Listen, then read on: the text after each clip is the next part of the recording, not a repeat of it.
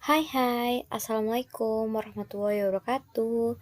Hai, bagaimana kabarnya Nana hari ini? Semoga sehat-sehat selalu dimanapun kalian berada. Nah, pastikan kalian sudah mempersiapkan dan sudah berdoa untuk memulai pembelajaran PPKN pada kali ini. Bab 3, PPKN kelas 9. Pertemuan pertama. Nah, sebelum kita masuk materi, Ibu akan membacakan KD terlebih dahulu. KD kita kali ini memahami ketentuan tentang bentuk dan kedaulatan negara sesuai Undang-Undang Dasar Negara Republik Indonesia tahun 1945. Tujuan pembelajaran kita: 1. Menjelaskan hakikat kedaulatan. 2. Menjelaskan teori kedaulatan. Materi kita sub A, hakikat dan teori kedaulatan.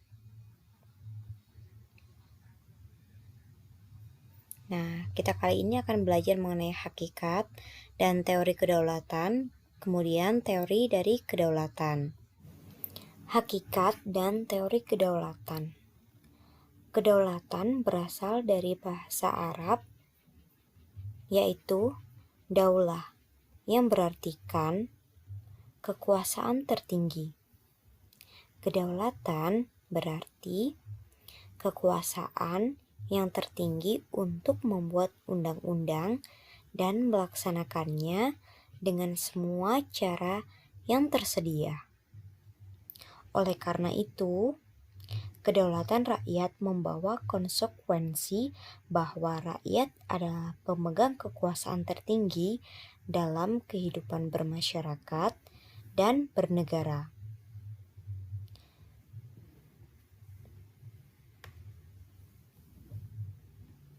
Gaya pemerintahan seperti ini disebut dengan demokrasi. Demokrasi pemerintahan dari rakyat, oleh rakyat, dan untuk rakyat. Keterlibatan rakyat dalam membentuk pemerintahan sebagai wujud pelaksanaan kedaulatan rakyat dilaksanakan melalui pemilihan umum.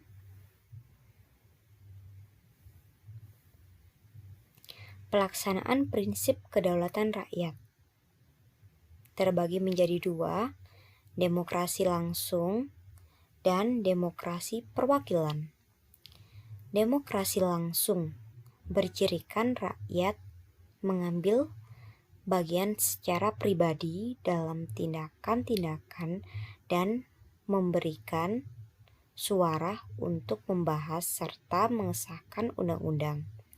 Demokrasi perwakilan, rakyat memilih warga lainnya sebagai wakil yang duduk di lembaga perwakilan rakyat untuk membahas dan mengesahkan undang-undang. Menurut pendapat Jim Bond, kedaulatan adalah kekuasaan tertinggi untuk menentukan hukum dalam suatu negara. Kedaulatan memiliki 4 sifat pokok. Pertama, asli, permanen, tunggal, dan tidak terbatas. Asli artinya kekuasaan tidak berasal dari kekuasaan lain yang lebih tinggi. Permanen, kekuasaan itu tetap ada sepanjang negara tetap berdiri walaupun pemerintahan sudah berganti. Tunggal, kekuasaan itu merupakan satu-satunya dalam negara dan tidak dibagikan kepada badan-badan lainnya. Tidak terbatas, artinya kekuasaan itu tidak dibatasi oleh kekuasaan lain. Negara yang berdaulat adalah negara yang mempunyai kekuasaan tertinggi atas suatu pemerintahan negara.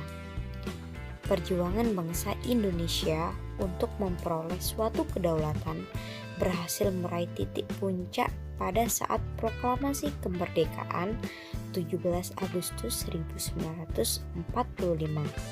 Sejak saat itu bangsa Indonesia adalah bangsa yang merdeka dan berdaulat. Kedaulatan atau kekuasaan tertinggi suatu negara terdiri atas dua bentuk. Yang pertama, kedaulatan ke dalam dan kedaulatan keluar. Kedaulatan ke dalam berartikan bahwa bangsa yang merdeka memiliki kekuasaan untuk menyusun dan mengatur organisasi pemerintahan sendiri menurut kehendak bangsa sendiri. Kedaulatan keluar berarti mempunyai kekuasaan untuk berhubungan dan bekerja sama dengan bangsa lain tanpa terikat oleh kekuasaan lainnya.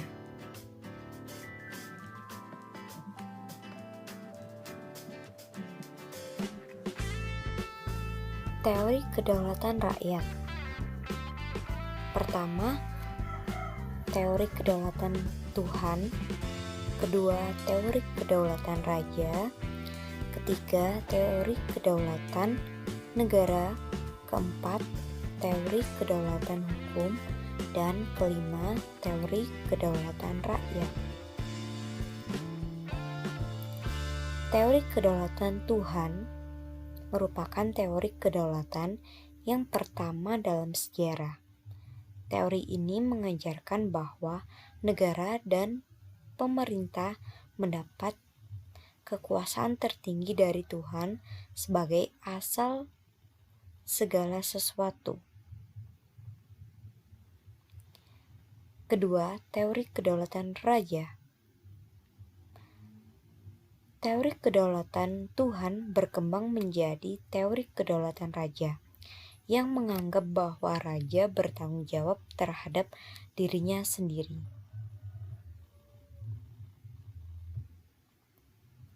Teori kedaulatan negara, kekuasaan tertinggi terletak pada negara. Sumber kedaulatan adalah negara yang merupakan lembaga tertinggi kehidupan suatu bangsa. Kedaulatan timbul bersamaan dengan berdirinya suatu negara. Teori kedaulatan hukum, kekuasaan pemerintah berasal dari hukum yang berlaku. Hukumlah, baik tertulis maupun tidak tertulis, yang membimbing kekuasaan pemerintah. Dan yang terakhir, teori kedaulatan rakyat. Teori kedaulatan rakyat beranggapan bahwa rakyat merupakan suatu kesatuan yang dibentuk oleh suatu perjanjian masyarakat, kemudian sebagai pemegang kekuasaan tertinggi. Tokoh yang mengemukakan teori kedaulatan rakyat J.J. Rousseau dan Montesquieu menyatakan bahwa kedaulatan itu merupakan perwujudan kehendak umum dari suatu bangsa merdeka yang mengadakan perjanjian masyarakat. Sedangkan Montesquieu berpendapat bahwa agar kekuasaan dalam suatu negara tidak terpusat pada seseorang, kekuasaan dalam suatu negara dibagi ke dalam 3 kekuasaan yang terpisah. Nah, pembagian kekuasaan dalam negara dibagi atas 3 kekuasaan, yakni kekuasaan legislatif, eksekutif, dan yudikatif. Legislatif adalah kekuasaan untuk membuat peraturan perundang-undangan. Eksekutif, kekuasaan untuk melaksanakan peraturan perundang-undangan. Sedangkan yudikatif yaitu kekuasaan untuk menegakkan peraturan perundang-undangan yang berlaku apabila terjadinya pelanggaran. Sekian yang dapat Ibu sampaikan, kurang lebihnya Ibu mohon maaf. Semangat belajar dan Ibu akhiri, wassalamualaikum warahmatullahi wabarakatuh.